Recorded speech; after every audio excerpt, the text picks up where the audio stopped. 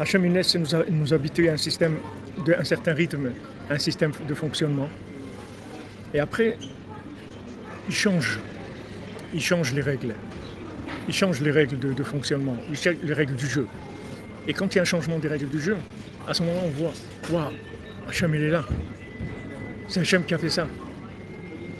Mais c'est extraordinaire. Hachem il fait ça. C'est une merveille. Je ne devais pas recevoir ça, je l'ai reçu, ou je devais... Chacune sait combien il y a eu de chamboulements des règles naturelles dans sa vie. Donc Hachem, pourquoi il fait ça? Hachem, il fait ça pour qu'on le connaisse, pour qu'on le reconnaisse et qu'on reconnaisse son intervention. Parce que si ce n'est pas lui qui intervenait, on n'aurait pas pu avoir cette chose-là qui se passe dans notre vie. Une rencontre, une délivrance dans un domaine, quelque chose qu'on ne s'y attendait pas. Merci à vous, Damonia. Vous voyez comment ça marche? Hachem, il crée un système. En fait, tout ce système qu'il a créé, c'est pour qu'on puisse fonctionner comme des endormis. Alors je vais métro, boulot, dodo, je vais aller, il y a le métro, il y a le truc, il y a ça. Et puis quand on est bien, quand on baigne dedans, à un moment, Hachem il change, il intervient. Voilà, paradoxe intemporel, voilà. Il y a un paradoxe qui vient dans la situation. Waouh! Alors là, on voit la main d'Hachem. D'habitude, il est derrière les rideaux, derrière les coulisses, bien que c'est lui qui fait tout le système et qui alimente tout ce qu'il y a sur Terre. Mais il est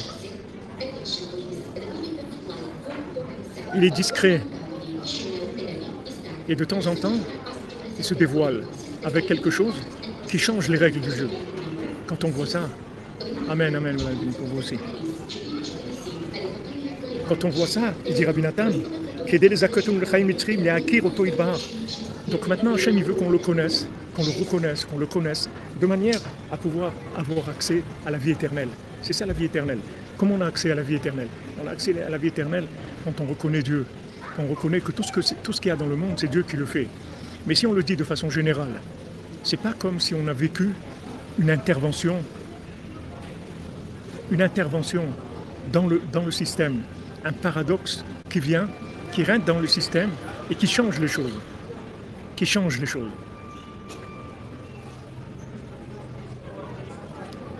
Vous comprenez?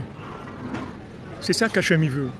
Hachem, d'un côté, il nous met dans un système où on s'habitue, on s'endort, et d'un autre côté, il nous réveille en faisant créant un paradoxe dans comment ça se fait.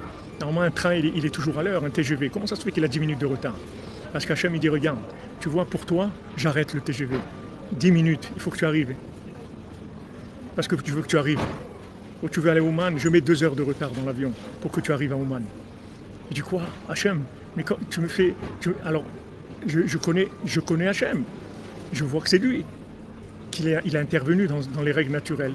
Il les a chamboulées. Mais c'est extraordinaire. C'est merveilleux. Donc voilà, ça me permet de connaître Hachem. Vous voyez que toute la bonté et tous les miracles qu'Hachem nous fait, c'est uniquement pour qu'on ait part au monde futur, à la vie éternelle, dans ce monde. La vie éternelle, c'est de vivre avec Dieu. C'est ça la vie éternelle. Donc maintenant, quand on voit un changement, on voit la main d'Hachem qui est venue changer les éléments. Normalement, cette chose-là, elle doit arriver à tel endroit, elle n'arrive pas. Elle n'arrive pas. Il y a une roquette qui fait demi-tour. Normalement, elle doit aller là, elle fait demi-tour. Il y a ça qui ne marche pas. Il y a un truc, voilà, il y a une intervention. Dès qu'on voit ça, on dit « Ah, merci mon Dieu ». Et ça nous permet de nous connecter. Alken Raoula nous netorer behemet, litkarev elav idbar. C'est pour ça que vraiment, il faut qu'on se réveille. Il faut qu'on se réveille pour connaître Hachem. Il faut se réveiller.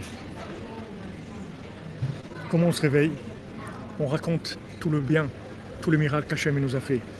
Alket sichim le'arbot lesaper bahem.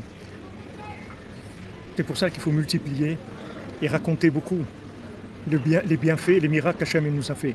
Beprinat kol hamarbe lesaper be'mitziat Mitzrayim areze meshubach. Comme on a dit, tout celui qui multiplie l'histoire de la sortie d'Égypte, alors il est meshubach. Meshubach, il nous a dit Rabbi Nathan, c'est écrit dans le Ketuvei Arizal, dans la Kabbalah, Meshubach bechassadim, c'est-à-dire on l'améliore, on l'enrichit en bonté divine. On l'enrichit en bonté divine.